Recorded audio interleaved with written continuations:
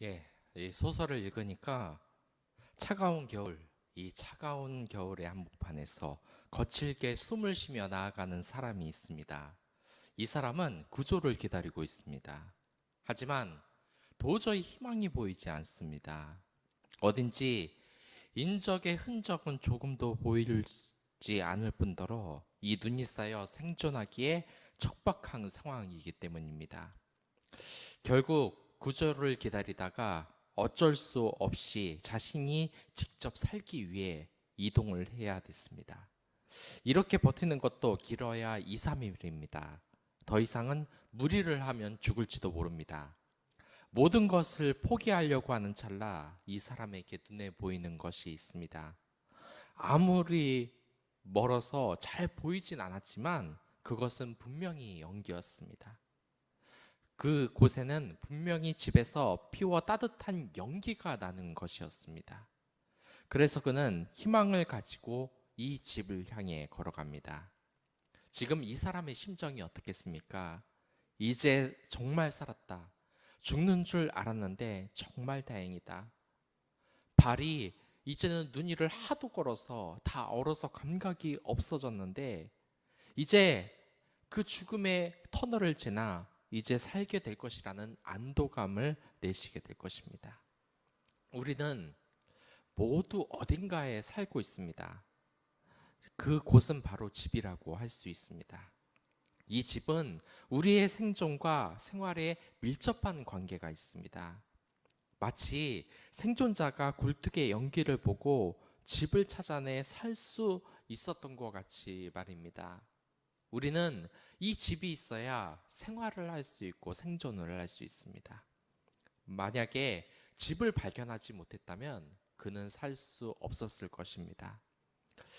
우리에게도 모두 집이 있습니다. 하지만 이 집도 자격이 있어야 들어가야 합니다. 돈을 주고 집을 사거나 아니면 최소한 월세나 전세라도 그 값을 주어서 집을 장만해야 하는 것입니다. 우리가 이렇게 평생 동안 집을 장만하기 위해서 노력하는 것은 이것이 우리의 생활 공간이며 집이 없으면 우리는 살기 불가능하기 때문입니다. 그래서 많은 사람들이 평생의 계획이 바로 집 한 채를 갖는 것입니다. 안락한 삶의 공간에서 평안하게 살고 싶다는 근본적인 필요와 욕구가 있는 것입니다. 그래서 어른들은 우리에게 늘 충고를 하기로 합니다. 돈을 벌고 있으면 흥청망청 모두 다 쓸 것이 아니라 어떻게 해서든 돈을 모아라. 청약 저축을 해서 집을 꼭 마련해야 나중에 노후를 잘 살 수 있다. 나중에 그렇지 않는다면 늙어서 집도 없이 돈도 없이 이 노후를 걱정해야 될 때가 반드시 온다. 이렇게 충고를 하기도 합니다. 물론 장소리로 들리기 때문에 귀찮을 수는 있습니다. 하지만 어른들의 말이 틀린 것은 아닙니다.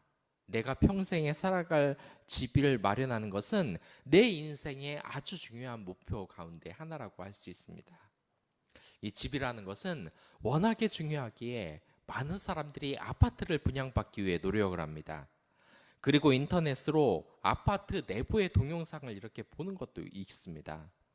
아파트에 극장도 있고 수영장도 있고 카페도 있고 휘트닉스가 있을 뿐 아니라 그 욕조에 누워있으면 숲이 한눈으로 내려볼 수 있는 전경, 고급스럽고 최고 성능의 가전제품들과 이 커다란 TV를 보며 나도 저 아파트를 가졌으면 좋겠다는 생각, 저만한 것은 아니겠지요.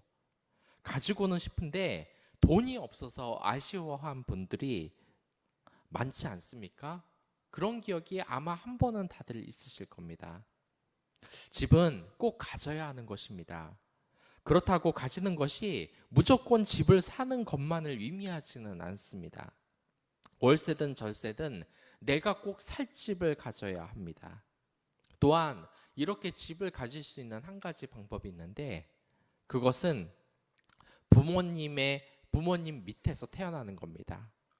내가 집을 가지고 있는 아버지, 어머니 밑에 태어나면 그 집은 내가 살 집이 되는 것과 마찬가지입니다. 이 집이 있다는 건 너무나 중요하죠. 집이 없으면 무시당합니다. 제가 아는 어떤 분이 결혼을 약속한 여자에게 이런 말을 들었다고 합니다. 당신은 나이가 이미 40을 넘었는데 집도 없고 모아둔 돈도 없고 대체 뭘 하며 살았어요? 이렇게 묻는다고 말입니다. 그 분이 이 말을 들으니까 이 여자와 같이 결혼하고 싶은 생각이 사라져 버렸다고 말을 한 적이 있습니다. 물론 이런 말이 상처가 될 수는 있습니다. 하지만 남자든 여자든 살 집이 있어야 하는 것은 분명한 사실입니다. 그래서 예전부터 우리는 이 집이 없는 사람들을 무시하며 살았습니다. 일례로 이러한 것이 있습니다. 독일은 과거 잔인한 일로 유대인들을 학살했습니다. 그러나 사람들은 독일이 로만이라고 불렸던 이 집시를 학살한 사건은 잘 모릅니다. 최소한 22만 명이라는 엄청난 숫자의 집시가 죽었는데 말입니다. 그런데 왜 사람들은 유대인 학살만 알고 집사의 학살은 모르겠습니까? 그들의 배경만 조금만 살펴봐도 우리는 바로 알 수 있습니다. 이 유대인들은 당대 최고의 권력자들이며 부자입니다. 요즘도 그렇죠. 그래서 이들은 사회적으로 무시할 수 있는 존재가 아니었습니다. 집을 보면 아마 19은 어마어마한 저택에 살고 있을 겁니다. 하지만 이 집시들은 누구입니까? 집도 없이 떠돌이 생활을 하는 하층 계층입니다. 그렇기 때문에 그렇게 많이 죽어나가도 우리는 유대인의 학살은 알지만 집시의 학살은 잘 모르는 것입니다. 저번 시간에 저는 우리가 하나님의 왕자님과 공주님이라고 이야기했습니다. 그런데 왕자님과 공주님 중에 집이 없는 왕자와 공주를 여러분들 본 적이 있으십니까? 그건 떠돌이 왕자요, 왕자가 아닌 거지인 겁니다. 물론 정당한 차별이 아닐 수는 있습니다. 하지만 우리는 집이 없는 계층을 하층민으로 생각하고 있는 것은 분명합니다. 이것이 우리의 인생입니다. 비록 물질적으로 많은 돈을 벌어서 풍요롭게 산다고 해도 우리는 지금 광야의 인생을 살아가고 있습니다. 그렇기 때문에 우리가 광야에서 계속해서 떠돌이 생활을 하면 언젠가 죽고 맙니다. 그렇기에 우리에게 가장 필요한 것은 처소인 집에 머무는 것입니다. 이 광야를 벗어나 살 수 있는 곳에 거주하는 겁니다. 특히 하나님의 처소, 그 장막의 집에서 살아야만 우리는 살 수 있습니다. 만약 이 성소를 발견하지 못하고 머물지 않는다면 결국 이 뜨거운 광야에서 우리는 죽고 말 것입니다. 이 처소를 아직 만나지 못한 사람은 유량임이며 방랑자라고 할 수 있습니다. 하지만 하나님이 처소에 들어갈 자격이 되는 사람은 이 시편 15편 1절에서 말하듯 그곳에 머물러 산다고 되어 있습니다. 하지만 우리가 주의해야 할 것이 있습니다. 하나님의 처소에 살 수 있는 것은 정말 아무나 할 수 있는 것이 아닙니다. 우리가 집에 머무르려면 그 집에 전세든지 월세든지 아니면 많은 돈을 주고 사야 하듯이 하나님의 처소에 머물기 위해서는 갖춰야 하는 자격 4가지가 있습니다.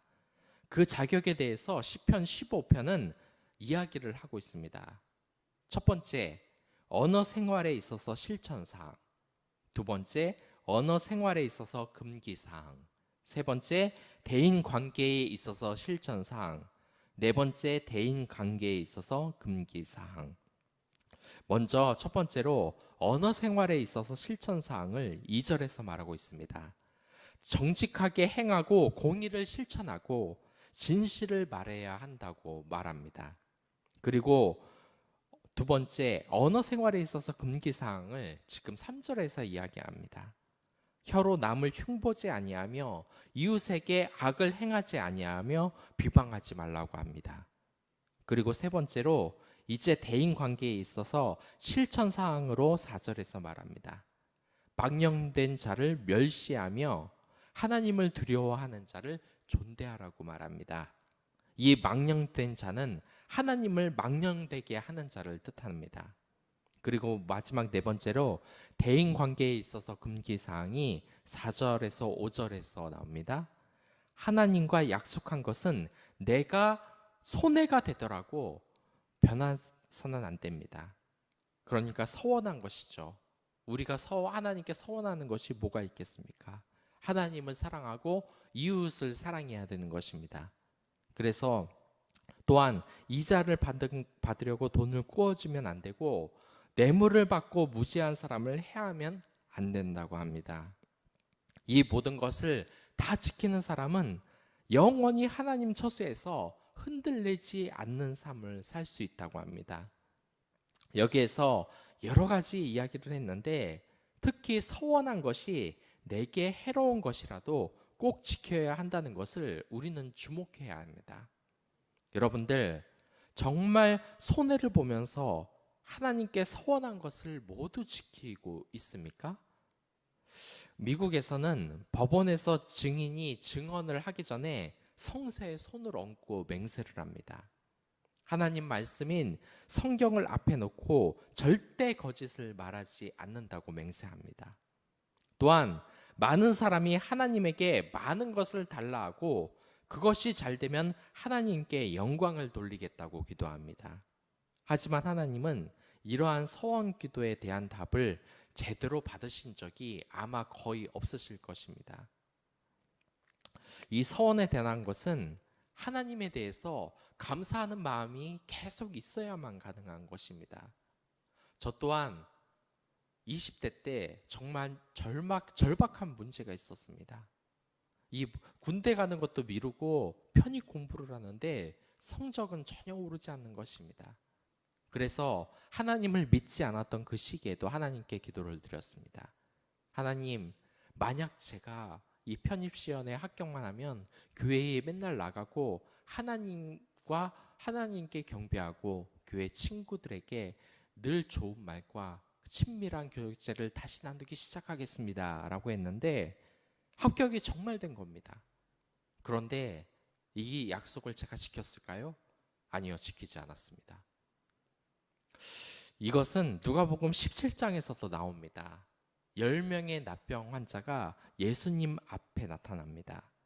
그리고 모두 예수님의 말에 따라하니 병이 치유가 되었습니다. 하지만 감사를 하러 온 것은 단 한 명의 납병 환자였습니다. 모두들 그 9명의 치유받은 납병 환자를 욕하겠지만 그 납병 환자는 바로 저이며 여러분들입니다. 여러분들, 제가 아까 전에 편입시험에 합격하면 하나님을 섬기겠다고 했지만 약속을 어긴 것처럼 여러분들 하나님께 서원한 것을 얼마나 많이 어겼습니까? 이 사업이 잘 되면, 원하는 대학에 가면, 결혼이 잘 되면 하나님을 더욱더 섬기며 내 이웃을 더욱 섬기며 산다고 하지 않습니까? 늘 그렇죠. 헌금 주머니를 앞에 두더라도 지금 당장은 어렵다. 나중에 내가 잘 되면 하나님께 많이 헌금할 거다. 그 약속을 지키는 사람이 과연 몇이나 있을까요? 김혜란 박사의 이야기인데 이 박사님은 긍정 심리학이라는 책의 내용을 이야기했습니다. 캘리포니아 버클리 대학교의 켈트너 교수와 학교 교수가 밀스 대학의 1960년도 졸업생 141명을 대상으로 30년간 연구를 했습니다. 굉장히 길게 연구를 한 것입니다. 보통 연구 기간이 이렇게 길지는 않겠지만 사람의 일생을 면밀히 관찰한 것입니다.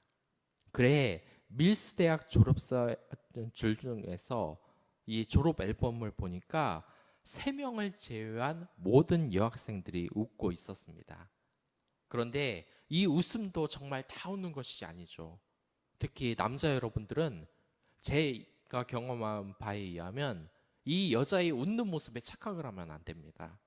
이게 정말 좋아서 웃는 거일 수도 있고 아니면 그냥 가식적으로 웃는 경우도 있습니다.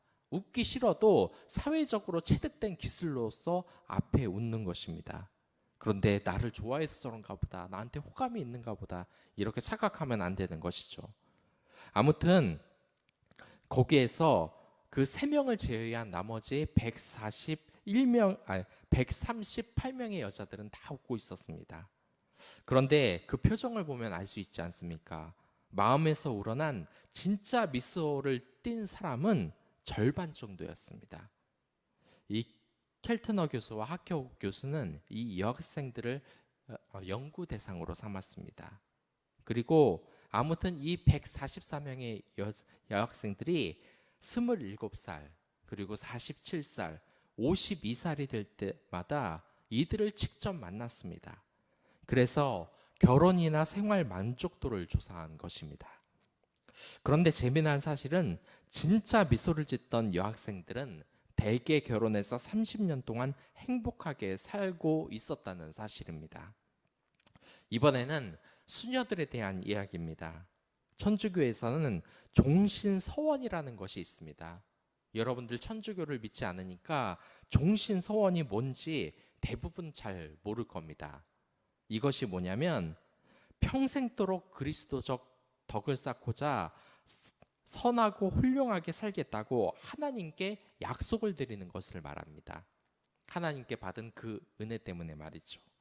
종신서원을 할 때 참 행복하다, 크나큰 기쁨이다라며 긍정적이고 활기 넘치는 표현들을 사용한 수녀들은 90%가 85세까지 살았습니다.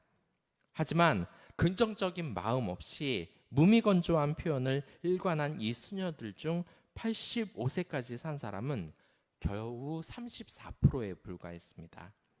이처럼 긍정적인 마음과 정서 그리고 태도는 진정한 행복의 근원일 뿐만 아니라 생명 현상의 지속에도 결코 무관하지가 않다는 것입니다. 아시겠습니까? 우리는 천주교를 믿지는 않지만 이 종신서원은 개신교에서도 일상과도 마찬가지입니다. 서원을 한 사람은 그와 합당한 의무를 가져야 합니다. 구원을 받은 사람은 종신서원처럼 그리스도적 선한 영향력을 이 이웃에게 모든 사람들에게 펼쳐야 할 의무가 있는 겁니다. 서원을 한 사람은 그 의무가 있는 것입니다. 하나님께 서원하여 영원한 생명을 얻었는데 우리가 이웃을 사랑해야 되는 것은 당연한 것입니다. 이것은 바로 서원인 것이에요. 마치 일반 달란트 빚진 자가 하나님에게 그 죄를 탕감받았는데 100데나리온 빚진 자를 용서하지 않고 잡아가면 그것이 죄가 되는 것처럼 우리도 우리 이웃에게 하나님께 서원한 그 복 때문에 그 이웃에게 손해보더라도 모든 것을 용서해 줘야 되는 겁니다. 여러분들 진정한 하나님의 처소에 머물고 싶습니까? 종신서원, 비록 천주교이지만 이것은 개신교인들도 해야 하는 겁니다. 하나님께 서원한 것, 그 서원을 오늘 하루 실천하시길 바랍니다. 그 이웃을 통해 사랑을 실천하기 바랍니다. 나를 미워하는 사람들을 위해 기도하길 바라겠습니다. 그래야만 이 죽을 것 같은 광야의 인생길에 여러분은 삶의 처소로 들어갈 수 있는 것입니다. 여러분들 오늘 하루 주님의 처소에 들어갈 수 있는 그 자격대로 살 수 있기를 바라겠습니다. 그럼 다 같이 기도하도록 하겠습니다.